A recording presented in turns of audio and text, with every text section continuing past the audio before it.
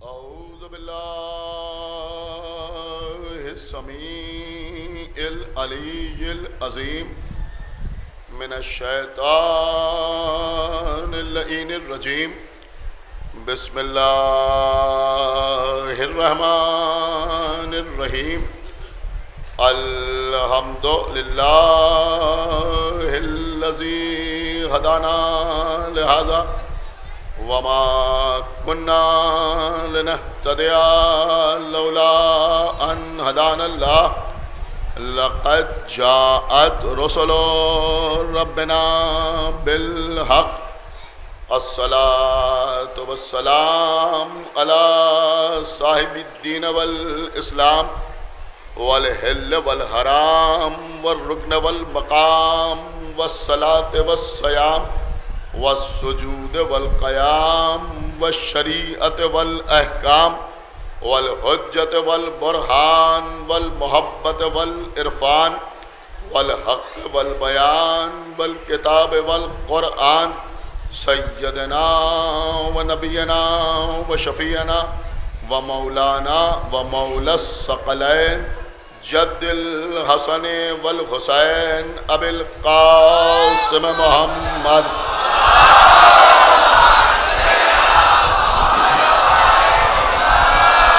وعلى أهل بيته الطيبين الطاهرين المعصومين المظلومين المنتخبين المنتجبين الذين أذهب الله عنهم الرجس وطهرهم تطهيرا.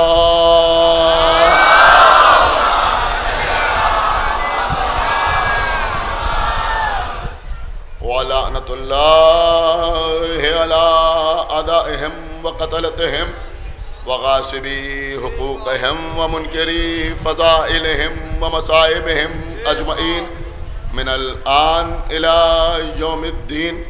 اللهم عذبهم عذابا يستغيث منه أهل النار. آمين رب العالمين. أما بعد فقد قال الله سبحانه تبارك وتعالى في كتابه المجيد وفرقانه الحميد وقوله الحق. بسم الله الرحمن الرحيم. وإذ جعلنا البيت مثابة للناس وأمنا. صلوات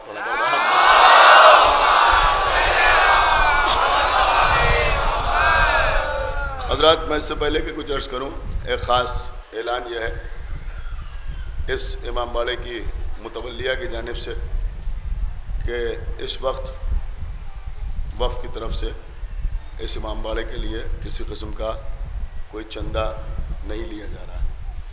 آئندہ جب کوئی تعمیری کام شروع ہوگا تو آپ حضرات سے گزارش کی جائے گی. ایک صلوات پڑھیں بر محمد. اور دوسری بات یہ ہے عزیزوں کہ بہرحال یہاں سے پہلے غفرمات کے امام باڑے کی مجلس ہوتی ہے، پھر یہاں کی مجلس ہوتی ہے. کثیر تعداد میں امام حسین کے عزادار تشریف لاتے ہیں. تو بہرحال 2-3 دن سے یہ شکایت مل رہی ہے کہ کچھ بائکس چوری ہو رہی ہیں، لہذا ایڈمنسٹریشن سے بھی کہا گیا ہے، لیکن آپ حضرات خود بھی خیال رکھیں. ایک صلوات پڑھیں بر محمد.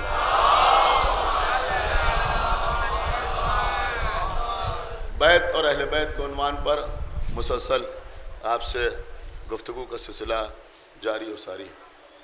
سورہ بقرہ کی 125ویں آیت میں ارشاد رب العزت ہو رہا ہے کہ ہم نے اس گھر کو انسانوں کے لیے مرکز ثواب یا لوٹ کرانے کی جگہ اور امن قرار دیا. عزیزوں، بیت سے مراد خانہ کعبہ ہے. اس وقت تک کسی مسلمان کی نماز نہیں ہوتی جب تک نماز میں خانہ کعبہ کی طرف رخ نہ کیا جائے. خانہ کعبہ کو اللہ نے قبلہ قرار دیا. کل کی مجلس میں نے آپ کے سامنے تفصیل کے ساتھ عرض کیا تھا اور اس سے پہلے بھی عرض کیا تھا کہ جناب ابراہیم اور جناب اسماعیل نے خانہ کعبہ تعمیر کیا. جناب ابراہیم پتھر اٹھا کر دیوار کو بلند کرتے جاتے تھے اور جناب اسماعیل چن کے پتھر لا کر اپنے بابا کو دیتے جاتے تھے۔ اس طرح سے خانہ کعبہ تعمیر ہوا۔ جب خانہ کعبہ تعمیر ہو گیا تو جناب اسماعیل کی زوجہ، جو جناب اسماعیل کی دوسری زوجہ تھیں، جو قبیلہ بنی جرہم سے تعلق رکھتی تھی، جن کا نام تاریخ میں اعلیٰ ملتا ہے، انہوں نے خانہ کعبہ کا سب سے پہلے غلاف تیار کیا اور خانہ کعبہ کو کپڑے سے ڈھک دیا گیا۔ یہ خانہ کعبہ کا غلاف کیوں تیار کیا گیا اور یہ آج تک خانہ کعبہ کے اوپر غلاف کیوں ہے، اس کے سلسلے میں مختلف وجوہات بیان کی گئی ہیں، مختلف اسباب بیان کیے گئے ہیں، مختلف علتیں بیان کی گئی ہیں۔ سب سے پہلی بات جو بیان کی گئی وہ یہ بیان کی گئی کہ جب کسی شے کو محترم جانا جاتا ہے تو اکثر اسے کپڑے سے ڈھک دیا جاتا ہے۔ مثلاً آپ کے گھر میں قرآن رکھا ہوا ہے تو باقی کتابوں کو آپ ایسے ہی رکھتے ہیں، لیکن قرآن کو جزدان میں لپیٹ کے رکھتے ہیں۔ صلوات پڑھیں بر محمد یہ قرآن کو جزدان میں لپیٹ کے رکھا جاتا ہے تو کیوں رکھا جاتا ہے؟ کہ اس لیے کہ یہ قرآن محترم ہے، اس لیے کہ یہ قرآن اللہ کا کلام ہے، لہذا اس کو کپڑے میں لپیٹ کے رکھا جائے تاکہ یہ گرد و غبار سے محفوظ رہے۔ اس لیے قرآن کو جزدان میں لپیٹ کے رکھا جاتا ہے۔ ایک سبب یہ بھی تھا کہ عظمت کعبہ کو اجاگر کرنے کے لیے کہ خانہ کعبہ دھول سے، مٹی سے، اس طرح کی چیزوں سے محفوظ رہے، جناب اسماعیل کی زوجہ نے خانہ کعبہ کا غلاف تیار کیا اور خانہ کعبہ کو وہ غلاف سے سجایا۔ عزیزوں آپ غور کریں کہ خانہ کعبہ کے اوپر غلاف کس نے ڈالا؟ کہ سب سے پہلے جناب اسماعیل کی زوجہ نے۔ اس کے بعد یہ سلسلہ آگے بڑھتا رہا، غلاف کے بعد غلاف بدلا جاتا رہا اور آج تک یہ سلسلہ جاری و ساری ہے۔ میں نے کتاب میں دیکھا کہ پیغمبر اسلام نے اپنے زمانے میں خانہ کعبہ کے اوپر جو غلاف چڑھایا وہ یمنی چادر کا تھا۔ ایک صلوات پڑھیں بر محمد اور اس کے بعد سے آج تک خانہ کعبہ غلاف سے ڈھکا ہوا ہے۔ میں صرف ایک بات آپ کے سامنے عرض کرنا چاہتا ہوں کہ پورا قرآن پڑھ ڈالیے، اللہ نے ابراہیم اور اسماعیل کو خانہ کعبہ بنانے کا حکم دیا، لیکن کہیں نہیں ملتا کہ اللہ نے ابراہیم اور اسماعیل کو یہ حکم دیا ہو کہ تم خانہ کعبہ پر غلاف چڑھاؤ۔ غلاف چڑھانے کا حکم اللہ نے نہیں دیا۔ تو جب اللہ نے غلاف چڑھانے کا حکم نہیں دیا تو پھر یہ خانہ کعبہ کو پر غلاف کیوں چڑھایا گیا؟ یہی مسئلہ قرآن کے جزدان کا ہے۔ کسی سے پوچھیں کہ تم یہ قرآن مجید کے اوپر جزدان کیوں چڑھاتے ہو؟ قرآن کی کسی آیت میں کوئی ایسا حکم موجود ہے کہ قرآن کو جزدان میں رکھا جائے، قرآن کو کپڑے میں لپیٹ کے رکھا جائے؟ تو پورے قرآن میں 114 سوروں میں 6500 سے زیادہ آیتوں میں ایسا کوئی حکم موجود نہیں ہے کہ کہیں یہ کہا گیا ہو کہ قرآن کو جزدان میں لپیٹ کے رکھو۔ تو پھر یہ کیا ہے؟ کہا بھائی یہ اسماعیل کی زوجہ کی خانہ کعبہ سے محبت کی دلیل ہے کہ انہوں نے خانہ کعبہ کے لیے غلاف تیار کیا۔ یہ آپ کو چونکہ قرآن سے محبت ہے لہذا احتراماً آپ قرآن کے لیے جزدان تیار کرتے ہیں۔ ایک جملہ کہنے کو جی چاہتا ہے کہ خانہ کعبہ کا غلاف سمجھ میں آتا ہے، قرآن کا جزدان سمجھ میں آتا ہے، تابوت کی چادر سمجھ میں نہیں آتی۔ صلوات پر محمد وآل صلوات اور پڑھتے پر محمد وآل محمد۔ دیکھیے عزیزوں، یہ بات میں صرف آپ کے سامنے اس لیے عرض کر رہا ہوں کہ بہت سے مسائل ایسے ہیں کہ جس سے ازائے امام حسین کو سمجھنے میں مدد ملتی ہے۔ مثلا میں آپ کے سامنے عرض کر رہا ہوں کہ آپ بسم اللہ سے لے کے والناس تک سارا قرآن پڑھ ڈالیے، پورے قرآن میں کہیں یہ حکم نہ ملے گا کہ قرآن مجید کے اوپر جزدان چڑھایا جائے۔ اچھا جزدان کو جانے دیجئے، قرآن میں یہ حکم ملے گا کہ اس کی تلاوت کرو، یہ حکم ملے گا کہ اس کو ٹھہر ٹھہر کے پڑھو، یہ حکم ملے گا کہ اس پہ عمل کرو، یہ حکم ملے گا کہ اس میں تدبر کرو، یہ حکم ملے گا کہ قرآن کے معاملات میں غور کرو، لیکن آپ کو پورے قرآن میں کہیں یہ حکم نہیں ملے گا کہ قرآن کو حفظ کر لو، قرآن کو یاد کر لو۔ کیا سن رہے ہیں آپ؟ خدا کے لیے توجہ فرمائیے۔ پورے قرآن میں کہیں حکم نہیں ملے گا کہ قرآن کو یاد کر لو، قرآن کو حفظ کر لو۔ اب اگر کوئی کہے کہ جب قرآن خود ہی نہیں کہہ رہا ہے کہ مجھے حفظ کر لو تو پھر یہ اتنے حافظ کیوں بنے ہوئے ہیں؟ یہ قرآن کو حفظ کیوں کیا جا رہا ہے؟ کیا سن رہے ہیں آپ؟ تو جواب یہ دیا جائے گا کہ بھیا قرآن نے حکم تو نہیں دیا کہ مجھے حفظ کر لو، لیکن منع بھی نہیں کیا حفظ کرنے سے، کیا سن رہے ہیں آپ؟ اور یہ ہماری عقیدت و محبت ہے کہ ہم پورے قرآن کو حفظ کرتے ہیں۔ یہ میں صرف آپ کے سامنے اس لیے عرض کر رہا ہوں کہ بعض لوگ ہمارے سامنے آتے ہیں، آ کے ہم سے کہتے ہیں کہ کیا امام حسین نے کہا کہ تعزیہ رکھو، کیا امام حسین نے کہا کہ امام باڑہ بناؤ، کیا امام حسین نے کہا کہ ماتم کرو؟ صلوات پڑھے بر محمد وآل محمد۔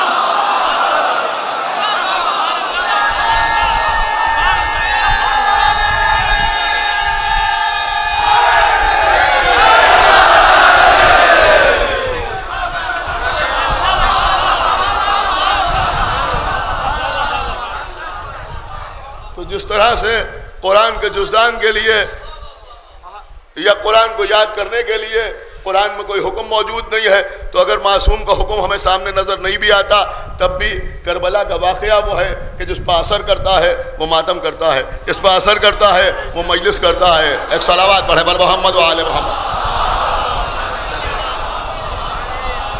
اور قبلہ ایک اور بات میں آپ کے سامنے عرض کروں گا، علماء کرام کی موجودگی میں انشاءاللہ بہت توجہ کے ساتھ آپ سماعت فرمائیں گے کہ لوگ ہم سے کہتے ہیں کہ یہ بتائیے کہ یہ امام حسین کی عزاداری واجب ہے یا مستحب ہے؟ بحث کی جاتی ہے کہ امام حسین کی عزاداری واجب ہے یا مستحب ہے۔ میں صرف ایک بات آپ سے پوچھنا چاہتا ہوں، آپ مجھے بتائیں سورہ حمد کی تلاوت واجب ہے یا مستحب؟ کیا سن رہے ہیں آپ؟ سورہ حمد کی تلاوت واجب ہے یا مستحب ہے؟ تو جواب ملے گا کہ بھیا سورہ حمد کی تلاوت واجب نہیں ہے، مستحب ہے، لیکن کیونکہ نماز بغیر سورہ حمد کے مکمل ہی نہیں ہوتی، اگر یہ بیدار ہو، یہ نماز بغیر سورہ حمد کے مکمل ہی نہیں ہوتی، لہذا اگر نماز میں سورہ حمد نہ پڑھا جائے تو نماز ہی نہیں ہوگی۔ اس کا مطلب یہ ہوا کہ اگر سورہ حمد کی تلاوت کی جائے تو یوں تو یہ مستحب ہے، لیکن اگر یہی تلاوت نماز کا جز بن جائے تو یہ تلاوت واجب ہو جائے۔ کیا سن رہے ہیں بھیا؟ اس پر بحث نہ کرو کہ ماتم واجب ہے یا مستحب ہے، علم اٹھانا واجب ہے یا مستحب ہے، تعزیہ رکھنا واجب ہے یا مستحب ہے، امام باڑہ بنانا واجب ہے یا مستحب ہے، زنجیر کا ماتم کرنا واجب ہے یا مستحب ہے، قمع لگانا واجب ہے یا مستحب ہے۔ اگر بحث کرنا ہے تو اس بات پہ بحث کرو کہ حسین سے محبت کرنا واجب ہے یا مستحب ہے۔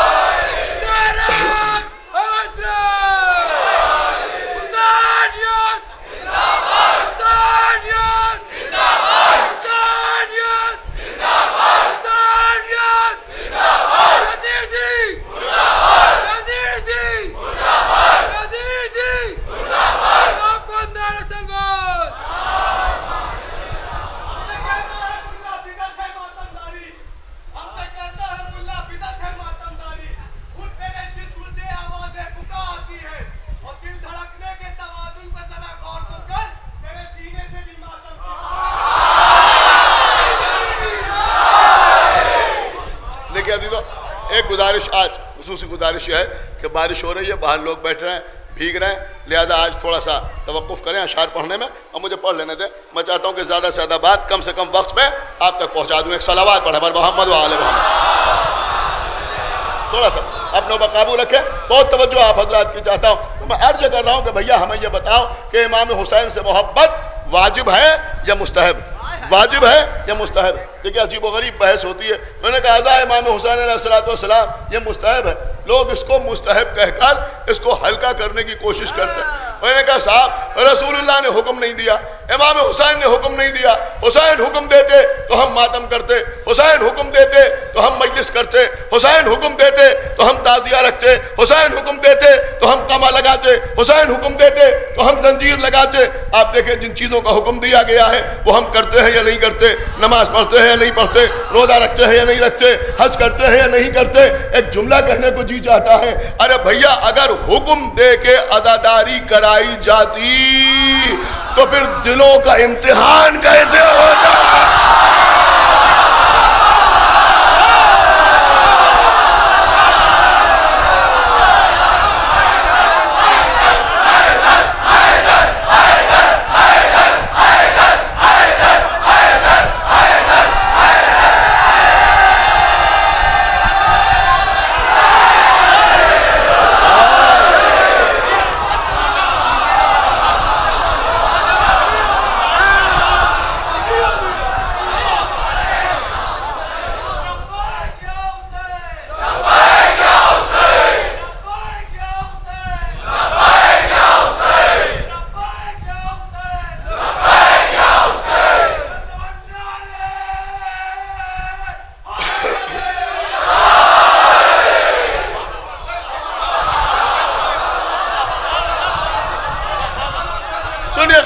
کہاں سے کہاں آ گئی؟ تو میں عرض یہ کر رہا تھا کہ خانہ کعبہ کا خلاف تیار کیا اسماعیل کی زوجان، یہ خانہ کعبہ کو خلاف سے کیوں ڈھکا گیا؟ میں نے ابھی آپ کے سامنے عرض کیا تھا کہ مختلف وجوہ بیان ہوئی، مختلف اسباب بیان ہوئے، مختلف علتیں بیان ہوئی ہیں۔ ایک علت تو یہ بیان ہوئی ہے کہ خانہ کعبہ کا احترام دنیا کے سامنے ظاہر کرنا تھا، اس کو دھول سے، مٹی سے، خاک سے بچانا تھا، لہذا خانہ کعبہ کو خلاف سے ڈھکا گیا۔ لیکن ایک دوسرا سبب بھی بیان ہوا ہے، اور دوسرا سبب دیکھیں پانی برس رہا ہے، میں سمجھ رہا ہوں کہ آپ پانی برس رہا ہے، آپ بیٹھے ہوئے ہیں، لیکن بہرحال یہ سوچ کے مجلس میں بیٹھے رہیے کہ ذکر اس کا ہے کہ جس نے برستے ہوئے تیروں میں نماز پڑھی۔ یہاں تو پانی برس رہا ہے، بیٹھے رہیے اسی طرح جیسے بیٹھے ہوئے ہیں، اس لیے کہ میں نے آپ کے سامنے عرض کیا تھا کہ امام حسین کی ادا کے اوپر موسم کا اثر نہیں ہوتا، امام حسین کی ادا کے اوپر کبھی موسم کا اثر نہیں ہوتا۔ تاریخ گواہ ہے کہ موسم کا اثر امام حسین علیہ السلام کی عزاداری پر کبھی نہیں ہوا۔ پوری توجہ آپ حضرات کی چاہتا ہوں، تو میں عرض کر رہا تھا کہ خانہ کعبہ کو خلاف سے کیوں ڈھکا گیا۔ ایک سبب یہ بھی بیان ہوا ہے، سارے مجمع کی توجہ چاہتا ہوں، ایک سبب یہ بھی بیان ہوا ہے کہ جب لوگ خانہ کعبہ تک حج کرنے کے لیے آتے تھے تو کیونکہ کعبے میں اور بھی بہت سے مکان بنے ہوئے تھے، لہذا لوگ پہچان نہیں پاتے تھے کہ بندوں کے گھر کون سے ہیں اور اللہ کا گھر کون سا ہے۔ کیا سن رہے ہیں آپ؟ بندوں کے گھر کون سے ہیں، اللہ کا گھر کون سا ہے۔ لہذا جناب اسماعیل فکر مند ہوئے کہ دور سے آنے والے کیسے پہچانیں گے کہ بیت اللہ کون سا گھر ہے اور باقی بندوں کے گھر کون سے ہیں۔ تو اسماعیل کی زوجہ نے مشورہ دیا کہ بیت اللہ کو کپڑے سے ڈھک دیا جائے تو آنے والے پہچان لیں گے کہ یہ جو کپڑے سے ڈھکا ہوا ہے یہی بیت ہے، یہی بیت اللہ ہے۔ یہ مجمع کیا سن رہا ہے، میں کیا عرض کر رہا ہوں؟ اس کا مطلب یہ ہوا کہ باقی گھر بندوں کے گھر ہیں، لیکن جو غلاف میں ہے، جو چادر کے نیچے ہے، وہ بیت اللہ ہے۔ میں کہا لیا آیا آپ کو، جو غلاف کے نیچے ہے، یا یوں کہہ دیا جائے کہ جو چادر سے ڈھکا ہوا ہے، کیا سن رہے ہیں آپ، وہ بیت ہے۔ اب سمجھ میں آیا کہ جو مکے میں چادر کے نیچے آ جائے وہ بیت ہے، جو مدینے میں چادر کے نیچے آ جائے وہ اہل بیت۔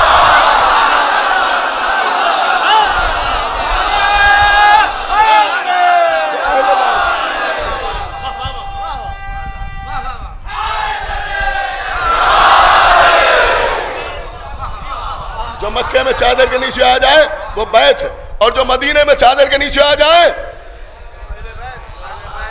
بس یہی پہچان ہے کہ جو مدینے میں چادر کے نیچے آ جائے وہی اہل بیت ہے، اس کے علاوہ کوئی اور اہل بیت نہیں ہے جو مدینے میں چادر کے نیچے آ جائیں۔ یہ بھی میں نے یوں ہی نہیں کہا، کسی وجہ سے کہا ہے۔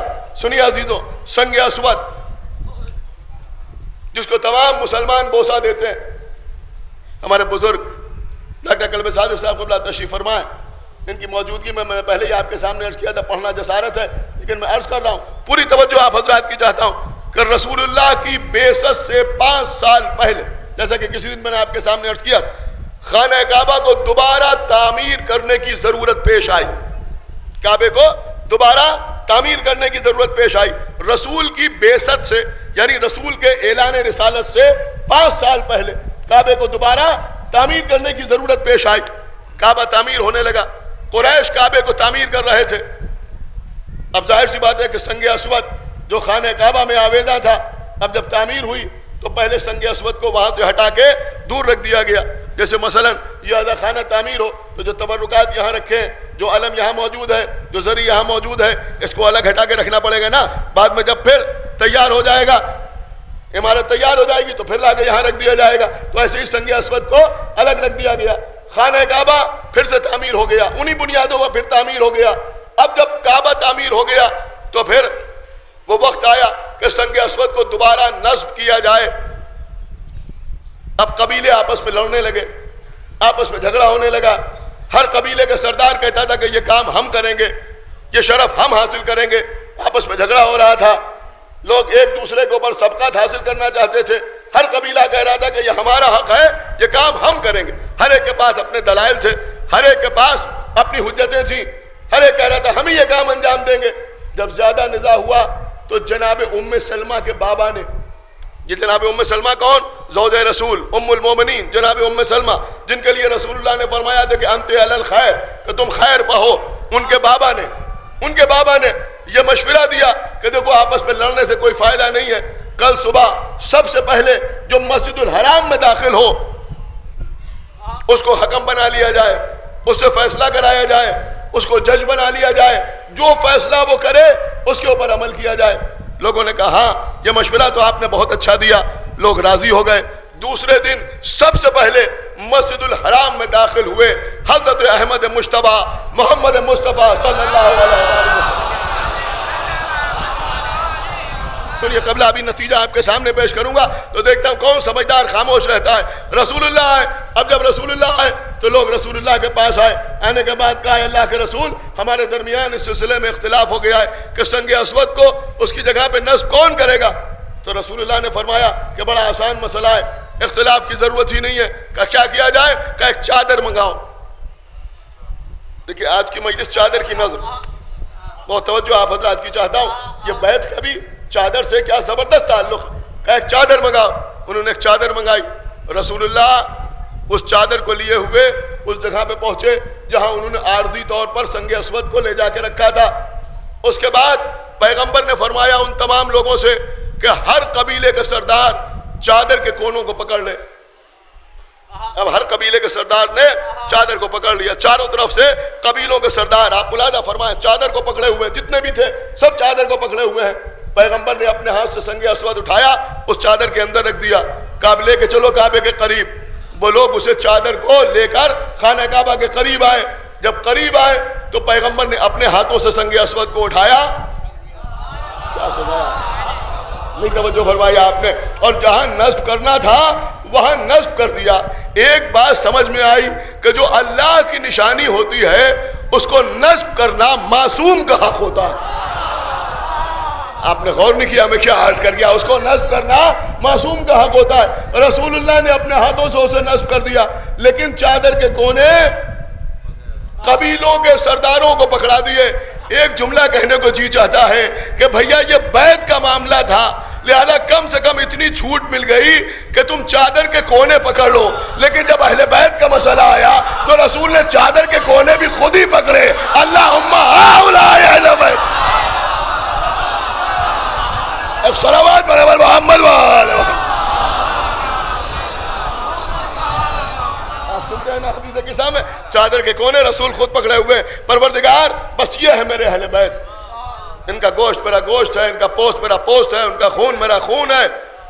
یہ کون کہہ رہا ہے؟ کہ یہ اللہ کے رسول کہہ رہے ہیں. ایک چادر میں اہل بیت جمع ہو گئے. آپ سنتے رہتے ہیں عزیزوں حدیث قصہ. صرف ایک چیز آپ کے سامنے عرض کرنا ہے جس سے بات سمجھ میں آ جائے.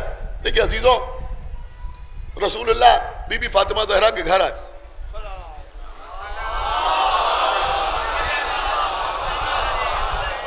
میں اپنے بدن میں ذوق محسوس کر رہا ہوں. بی بی نے چادر لا کے دی. رسول چادر اوڑھ کے لیٹ گئے. بی بی فرماتی ہے سب سے پہلے میرا بڑا بیٹا حسن آیا. آنے کے بعد کیا کہا؟ مادر گرامی، میں اپنے نانا کی خوشبو محسوس کر رہا ہوں. کا سامنے چادر کے نیچے تمہارے نانا لیٹے ہوئے ہیں.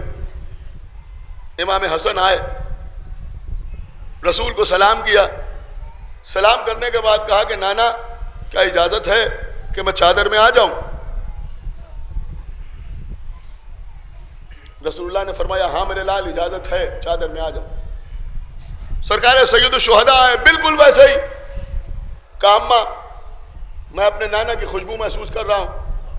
کہا سامنے چادر کے نیچے تمہارے نانا اور تمہارے بڑے بھائی لیٹے ہوئے ہیں. وہ بھی چادر کے قریب آئے, سلام کیا, اجازت ہے کہ میں چادر میں آ جاؤں؟ اجازت ملی, چادر میں آ گئے. دیکھیے ایک سوال ہم اپنے بچپنے سے سنتے چلے آ رہے ہیں اور ہم نے اپنے بزرگ علماء و ذاکرین کو اس کا جواب بھی دیتے ہوئے سنا, لیکن مولا کی عطا ہے اس جواب سے تھوڑا ہٹ کے کچھ آپ کے سامنے عرض کرنا چاہ رہا ہوں. انشاءاللہ آپ محسوس کریں گے تو محظوظ ہوں گے کہ یہ امام حسن اور امام حسین چادر میں آنے کے لیے اپنے نانا سے اجازت کیوں مانگ رہے ہیں؟ اپنے نانا سے اجازت کیوں مانگ رہے ہیں؟ کیا ضرورت ہے اجازت مانگنے کی؟ یوں ہی چادر پہ کیوں نہیں آ جاتے؟ کچھ لوگ کہتے ہیں کہ چونکہ اس وقت رسول نورانی کیفیت میں تھے لہذا امام حسن اور امام حسین اجازت مانگ رہے تھے, تو پھر ہمیں وہ وقت بتا دو کہ جب رسول نورانی کیفیت میں نہیں ہوتے تھے.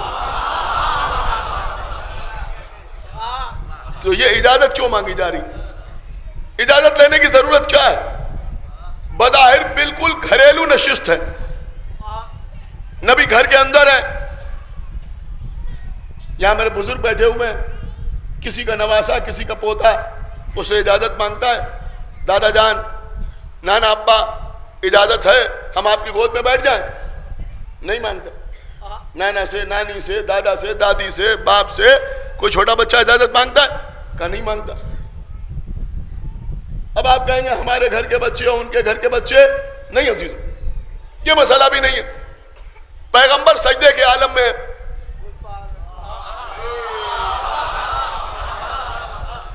امام حسین علیہ السلام مسجد میں آئے,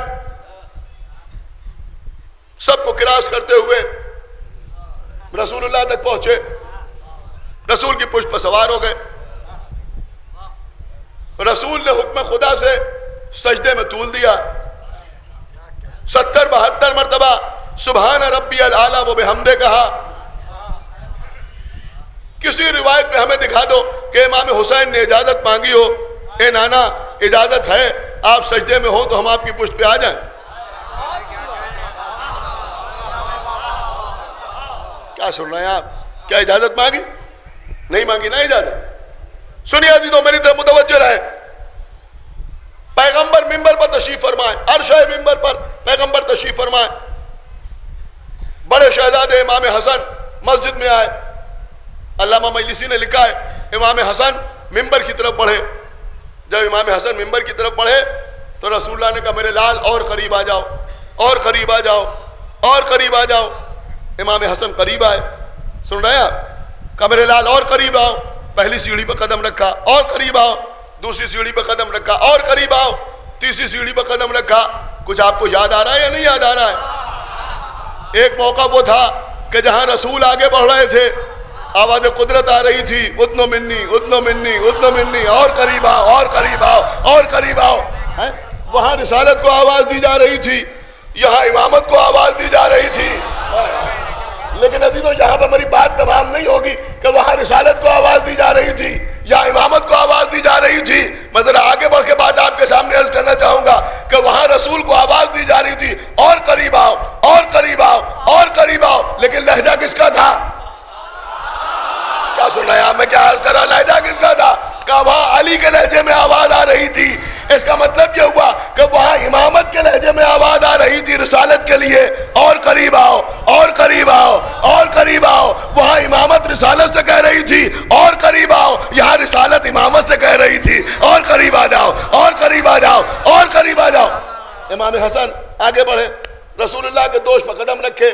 رسول اللہ نے سہارا دے کے اپنے دوش پر بٹھا لیا امام حسن کو. اب عالم یہ تھا کہ امام حسن کا ایک پاؤں ایک جانب لٹک رہا تھا دوسرا دوسری جانب لٹک رہا تھا. رسول اللہ خطبہ ارشاد فرما رہے تھے اس عالم میں, لیکن ہم نے نہیں دیکھا کہ امام حسن نے اجازت مانگی ہو. نانا اجازت ہے, آپ ممبر پہ ہوں تو ہم آپ کے دوش پہ سوار ہو جائیں. نہیں مانگی اجازت. رسول تشہد پڑھ رہے ہیں, امام حسین امام حسن گود میں جا کے بیٹھ گئے, اجازت مانگی نہیں مانگی. آپ مجھے بتائیں کہ جہاں اجازت مانگنا چاہیے تھی وہاں اجازت نہیں مانگ رہے, اور جہاں بالکل ذاتی نشست ہے, بالکل گھریلو معاملہ ہے, وہاں اجازت مانگی جا رہی ہے. نانا اجازت ہے کہ ہم چادر میں آ جائیں. اچھا یہ اجازت فارمیلٹی والی اجازت بھی نہیں ہے. غور کر رہے ہیں آپ یا نہیں غور کر رہے ہیں؟ یہ فارمیلٹی والی اجازت بھی نہیں ہے. کوئی بزرگ شاعر بیٹھا ہوا ہے, کسی مبتدی شاعر نے ان کی طرف دیکھا کہ اجازت ہے. کون ایسا ہے جو کہے کہ ہاں اجازت ہے, بسم اللہ جائیے؟ یہ کوئی نہیں کہتا. وہ کہتا ہے ارے بسم اللہ پڑھیے پڑھیے. اس کا مطلب یہ ہوا کہ یہ اجازت فارمیلٹی کے طور پہ لی جاتی ہے. لیکن چادر کے نیچے آنے کے لیے جو امام حسن اور امام حسین نے اجازت مانگی, یہ فارمیلٹی والی اجازت نہیں تھی, بلکہ باقاعدہ آفیشیلی جیسے پرمیشن لی جاتی ہے اس طرح سے اجازت مانگی. اور رسول نے بھی یہ نہیں کہا کہ میرے لال تمہیں اجازت کی کیا ضرورت ہے, آ جاؤ. نبی نے بھی کہا کہ ہاں اجازت ہے, آپ اندر آ جائیں. امام حسن بھی چادر کے نیچے آ گئے, امام حسین بھی چادر کے نیچے آ گئے. سنیے عزیزوں, آئیے سرکار ہستانی سے پوچھیں کہ یہ چادر کے نیچے آنے کے لیے آپ نے اجازت کیوں مانگی اور رسول نے اجازت کیوں دی؟ ہو سکتا ہے امام حسن اور امام حسین جواب دے کہ دیکھو جن معاملات کی تم بات کر رہے ہو کہ ہم رسول کے پشت پہ جا کے سوار ہو گئے, اجازت نہیں مانگی, ہم رسول کی گود میں جا کے بیٹھ گئے, اجازت نہیں مانگی, ہم رسول کے دوش پر سوار ہو گئے, اجازت نہیں مانگی, ان معاملات میں ہمارے علاوہ کسی اور کی اتنی ہمت و جرأت ہی نہیں ہے. کیا سن رہے ہیں کہ کوئی رسول کے دوش پر بیٹھ جائے, کوئی حالت سجدہ میں رسول کی پیٹھ پر سوار ہو جائے, کوئی رسول تشہد پڑھ رہے ہیں ان کی گود میں جا کے بیٹھ جائے. ہمارے علاوہ کسی اور میں اتنی ہمت و جرأت نہیں ہے. لہذا ان معاملات میں کوئی ہماری ہمسری کا دعویٰ کرنے والا نہیں ہے, لہذا ہم نے اجازت بھی نہیں مانگی. لیکن اس وقت چادر میں آنے کا مطلب کیا ہے؟ یہاں رسول کے دوش پر نہیں بیٹھنا ہے, یہاں رسول کی پشت پر نہیں سوار ہونا ہے. اب دیکھیں جو سمجھے گا وہ بولے گا. یہاں رسول کے پہلو میں لیٹنے کا مسئلہ ہے. آپ کہیں پہنچے یا نہیں پہنچے, میں کیا عرض کر رہا ہوں؟ یہاں نہیں غور کیا آپ نے بھیا کہ یہاں رسول کے پہلو میں لیٹنے کا مسئلہ ہے. کل کو یہ نہ کہے کہ اگر امام حسن اور امام حسین چادر کے نیچے رسول کے پہلو میں لیٹے تو وہ بھی تو زیر چادر خاک. سنایا, لہذا ہم اجازت لے کے لیٹیں گے تاکہ دنیا سمجھ لے کہ صرف رسول کے پہلو میں لیٹنا فضیلت نہیں ہے. یہ بھی دیکھنا پڑے گا کون اجازت لے کے لیٹا, کون بغیر اجازت.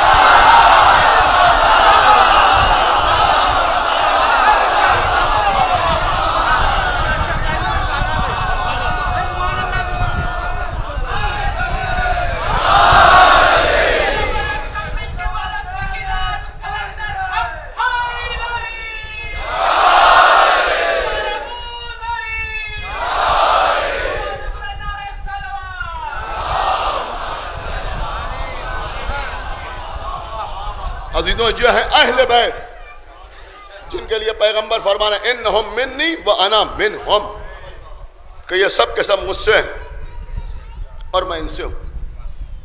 اور اس مزاج کی ایک حدیث تو بہت زیادہ مشہور ہے, حسین منی وانا من الحسین, حسین میرا مجھ سے ہے اور میں حسین سے ہوں. یہ کیوں فرمایا وانا من الحسین کہ میں حسین سے ہوں؟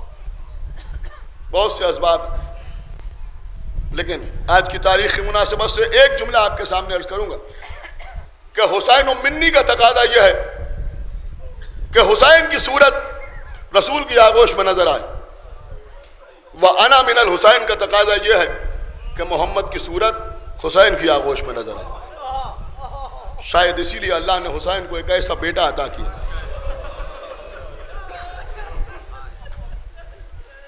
جس کو اللہ نے رسول کی شبیہ بنا دی. اللہ آپ کو کسی غم میں نہ رلائے سوائے غم سرکار سید الشہداء کا.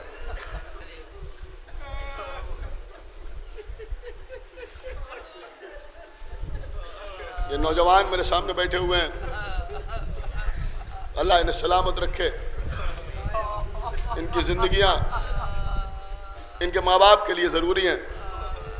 اللہ انہیں ترقی عطا کرے، ہر عرضی و سماوی بلا سے محفوظ رکھے. عزیزوں آپ ذرا غور کریں کہ حسین کا بیٹا علی اکبر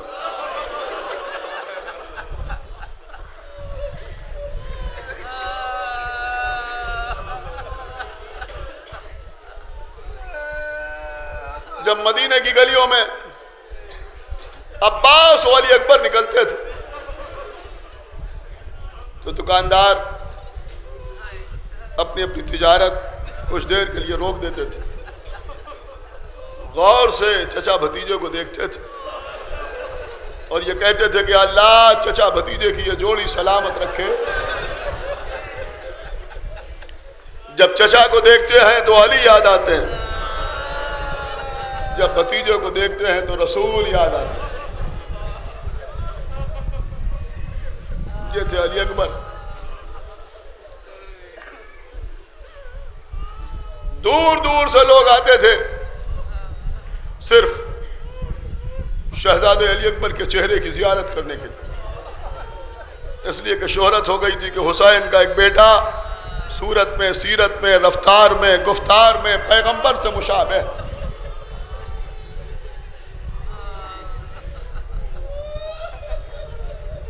عزیزوں شب عاشور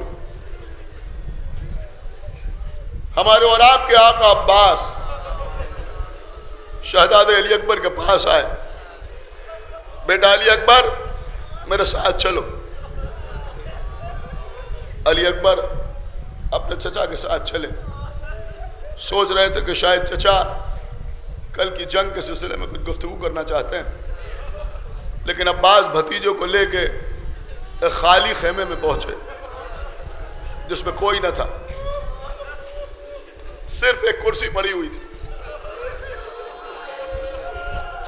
کرسی کے پاس علی اکبر کو لے کے پہنچے، بازوؤں کو پکڑا. میرے لال اکبر کچھ دیر کے لیے اس کرسی پر بیٹھ جا. شہزادے علی اکبر کہتے ہیں چچا آپ کھڑے رہے میں بیٹھ جاؤں. میرے لال میں تمہارا چچا ہوں، میں تمہیں حکم دیتا ہوں بیٹھ جاؤ. 18 برس کے علی اکبر جب حضرت عباس نے کہا میں حکم دیتا ہوں بیٹھ جاؤ، علی اکبر کرسی پر بیٹھے. شہزادہ سمجھ نہیں پا رہا ہے کہ چچا کیا کہنا چاہتے ہیں. جب علی اکبر کرسی پر بیٹھ گئے بڑی سرعت کے ساتھ، بڑی تیزی کے ساتھ حضرت عباس دوزانو ہو کے علی اکبر کے سامنے فرش خاک پر بیٹھ گئے.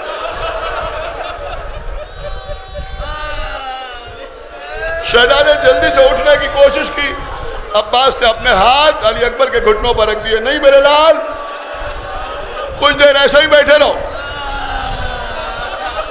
سنیں گے آپ جیسے آپ نماز میں تشہد پڑھتے ہیں، آپ بیٹھتے ہیں ایسے ہی علی اکبر بیٹھے ہوئے. حضرت عباس بیٹھے، سر اٹھایا، علی اکبر کے چہرے کو دیکھنا شروع کیا. دیکھتے رہے دیکھتے رہے دیکھتے رہے دیکھتے رہے. 1 minute 2 minute 3 minute 4 minute 5 minute, کافی دیر ہو گئی. عباس علی اکبر کے چہرے کو دیکھتے رہے. شہزادے نے تڑپ کے کہا چچا کیا کچھ کہنا چاہتے؟ کہا نہیں میرے لال کہنا کچھ نہیں. کہا پھر؟ کہا میرے لال یہ آخری رات ہے، دل چاہ رہا ہے کہ جی بھر کے تمہارا چہرہ دیکھ لو.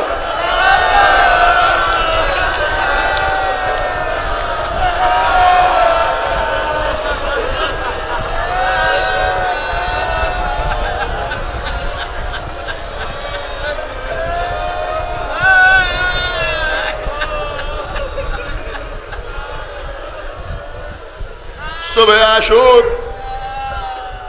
امام حسین نے کہا بیٹا علی اکبر آج تم اذان دو. شہزادے علی اکبر گلدستہ اذان پر پہنچے، اذان دینا شروع. اللہ اکبر.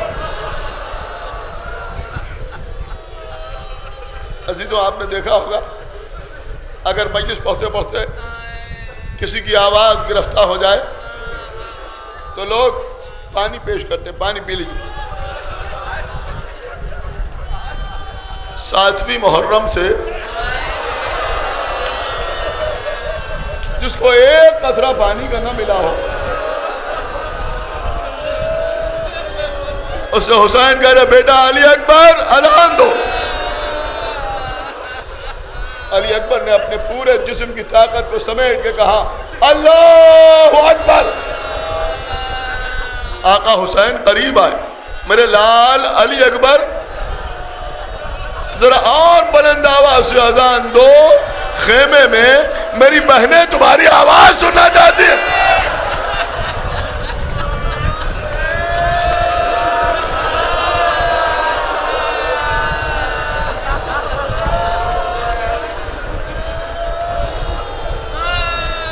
اور بلند آواز سے علی اکبر نے کہا اللہ اکبر، اشہد ان لا الہ الا اللہ۔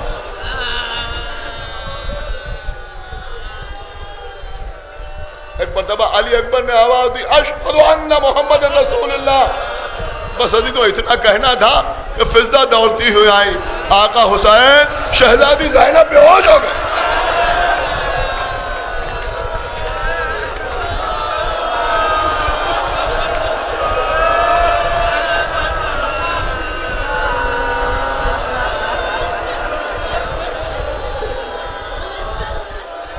تمام شہداء خیمے سے رخصت ہوئے، لیکن علی اکبر جیسے رخصت ہوئے ایسے کوئی رخصت نہیں ہوا۔ حمید ابن مسلم کہتا ہے کہ بار بار خیمے کا پردہ اٹھتا تھا اور گرتا تھا۔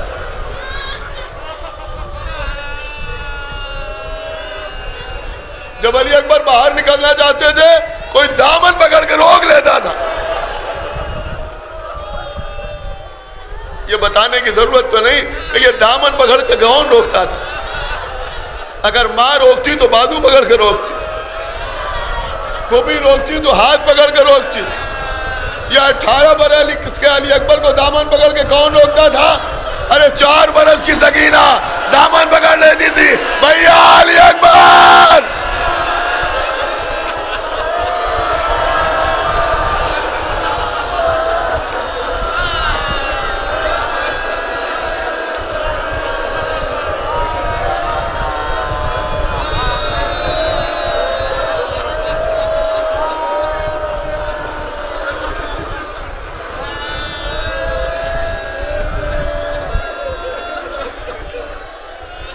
بس عزیزوں، اب ذرا ہم اندازہ لگائیں کہ جب علی اکبر حسین کے سامنے آئے، آنے کے بعد کہا بابا اب مجھے بھی مرنے کی اجازت دے دیجیے۔ امام حسین کھڑے ہو گئے، بیٹا علی اکبر کیا کہا؟ ایک بار پھر سے کہو کیا کہا؟ کہا بابا مجھے میدان میں جانے کی اجازت دے دیجیے۔ کہا بیٹا تمہیں معلوم ہے تم کیا کہہ رہے ہو؟ کوئی بیٹا اپنے باپ سے مرنے کی اجازت مانگتا ہے؟ بابا اب دشمنوں کے تانے نہیں سنے جاتے۔ آپ دیکھیں ادھر سے آواز آ رہی ہے حسین کیا اب کوئی تمہارا مددگار نہیں ہے، کوئی ناصر نہیں ہے؟ شہزادے کو اجازت ملی۔ علی اکبر گھوڑے پر سوار ہوئے، بہت کچھ میں نے چھوڑ دیا، انشاءاللہ شام کو جو مجالس پڑھوں گا اس میں آپ کے سامنے عرض کروں گا۔ علی اکبر گھوڑے پر سوار ہوئے، میدان کا رخ کیا۔ ایک مرتبہ احساس ہوا کہ پیچھے پیچھے کوئی چلا آ رہا ہے، گھوڑے پر روکا، پلٹ کے دیکھا، کیا دیکھا؟ بوڑھا باپ کمر کو پکڑے ہوئے، یا بنیا محل المحلہ، یا بنیا محل المحلہ، میرے لال آہستہ آہستہ آہستہ آہستہ آہستہ آہستہ رکے علی اکبر۔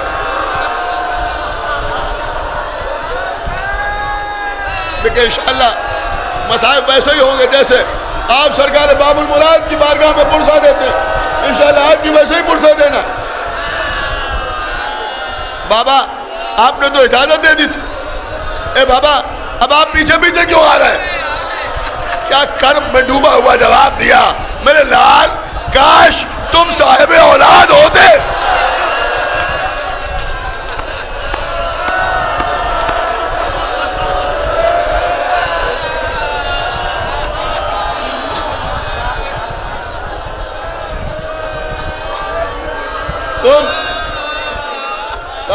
شہاد ہوتے تو یہ سوال نہ کرتے. واپس ہو گئے حسین, چلے گئے علی اکبر. علی اکبر میدان میں آئے.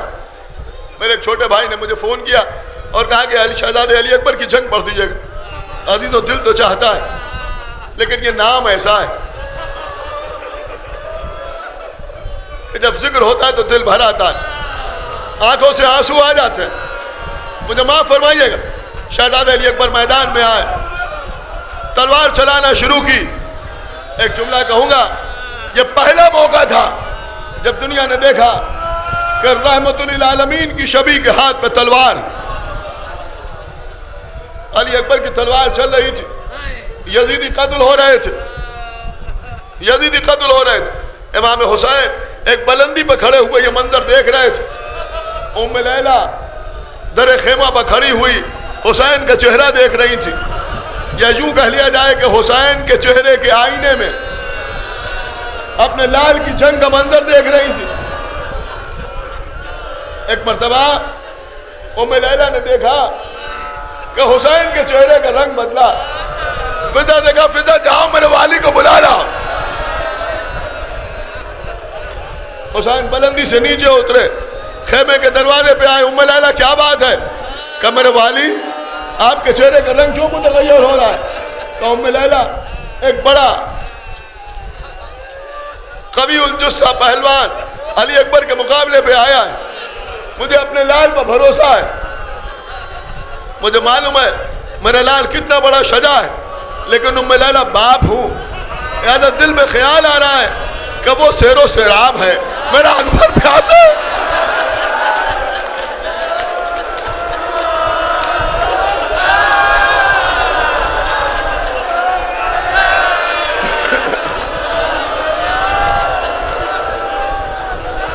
وہ سیراب سیر و سیراب ہے, میرا علی اکبر پیاسا ہے. ام لیلہ جاؤ علی اکبر کی واپسی کی دعا کرو. ام لیلہ مصلی پہ آئی, دعا کرنا شروع کی. اے یعقوب کو یوسف سے ملانے والے, اے حاجرہ کو اسماعیل سے ملانے والے, ایک بار میرے لال اکبر کو مجھ سے ملا دے. علی اکبر اسے قتل کر کے واپس آئے. آگے کہتے ہیں بابا پیاس مارے ڈالتے. بابا اگر تھوڑا سا پانی مل جاتا, لیکن میں مصائب میں کوئی کمی نہیں کروں, اگر تھوڑا سا پانی مل جاتا تو میں ان دشمنوں کو دکھا دیتا کہ علی کا پوتا کیسے جنگ کرتا ہے. میرے لال اکبر اپنی زبان میرے دہن میں دے دی. علی اکبر نے اپنی زبان حسین کے دہن میں دی, یہ کہہ کے باہر نکال لی. بابا آپ کی زبان میں تو کانٹے پڑے ہوئے ہیں.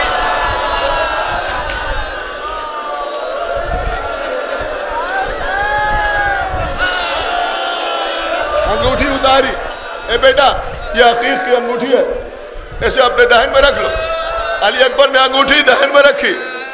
شہزادہ پھر واپس آیا, حسین خیمے کے در پہ آئے. ام لیلہ اب علی اکبر کی واپسی کی دعا.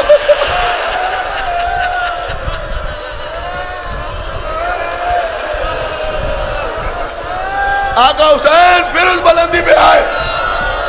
علی اکبر میدان میں تلوار چلا رہے ہیں, عزیز و حسین دیکھ رہے ہیں. ہر ہر وار پر آقا حسین کہہ رہے ہیں سبحان اللہ, ماشاءاللہ, کیا کہنا میرے لال. داد شجاعت حسین دے رہے ہیں. علی اکبر کی تلوار چل رہی. عزیزوں ایک لمحے کے لیے ٹھہر جائیے, ایک جملہ آپ کی خدمت میں عرض کرنا ہے.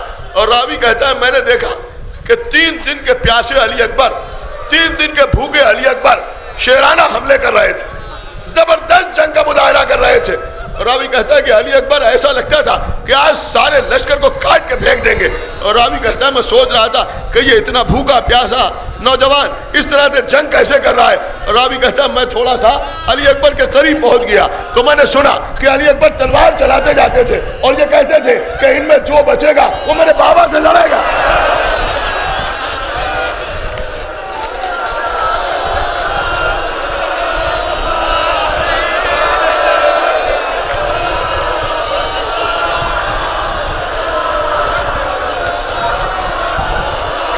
شدت سے حملے پہ حملہ کر رہے تھے علی اکبر.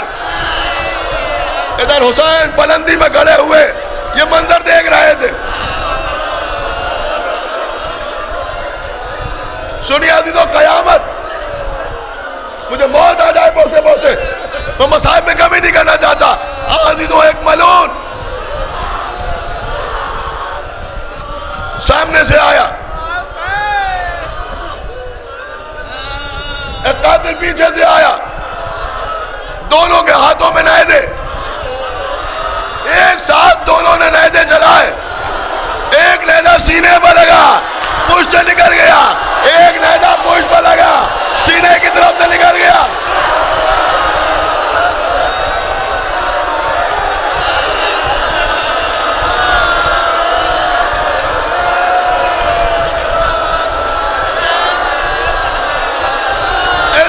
ملعونوں نے آگے بڑھ کے اپنے اپنے نیزہ نکالے, لیکن جو سینے کی طرف نیزہ لگا تھا, جب سنان ابن انس نے نکالا تو نیزے کی آنی سینے میں ٹوٹ گئی. علی اکبر نے گھوڑے کی گردن میں باہیں ڈال دی. علی اکبر نے گھوڑے کی گردن میں باہیں ڈال دی. برداشت کر سکیے گا, ابھی تو ابھی شبی نکلے گی شہزادے علی اکبر کی. آپ دیکھیں گے ہزاروں ہاتھ ہیں جو چومنے کے لیے آگے بڑھیں گے, بوسہ دینے کے لیے آگے بڑھیں گے.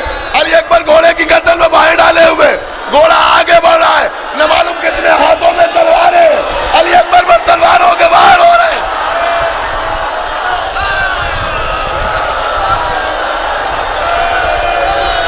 وہ وقت بھی آیا, علی اکبر گھوڑے سے زمین کی طرف آئے. یا بتا علیکہ منی السلام,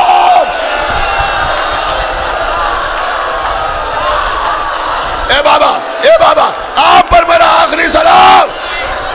آواز دی حسین نے, میرے لال تمہارے مرنے سے حسین کی آنکھوں کی بینائی جاتی رہی. چلے آقا حسین, چلے آقا حسین. عزیزوں بار بار گرتے تھے اٹھتے تھے, گرتے تھے اٹھتے تھے. آئینہ آئینہ علی, آئینہ آئینہ علی, اے میرے لال اکبر کہاں ہو, اے میرے لال علی اکبر کہاں ہو. 9 مرتبہ حسین گرے, 9 مرتبہ اٹھے, لیکن جب 10ویں مرتبہ گرے تو اب حسین میں اٹھنے کی طاقت نہیں تھی. دیکھنے والوں نے بتایا کہ اب حسین گھٹنیوں چلتے ہوئے جیسے کوئی چھوٹا بچہ چلتا ہے. علی اکبر تک پہنچے, قریب پہنچے حسین قریب پہنچے. اللہ آپ کے بچوں میں سلامت رکھے. میرے لال کہاں زخم لگا ہے, میرے لال کہاں زخم آیا. علی اکبر کہتے بابا نیزے کی آنی سینے میں ٹوٹ گئی. اے میرے لال صبر کرنا, میں نیزے کی آنی نکال رہا ہوں. عزیزو امام حسین نے گھٹنے کو زمین پر رکھا, نجف کا رخ کیا, ایک ہاتھ علی اکبر کے سینے پر رکھا, دائنے ہاتھ سے نیزے کی آنی کو پکڑا, نجف کی طرف دیکھا. یا علی بسم اللہ و باللہ و فی سبیل اللہ.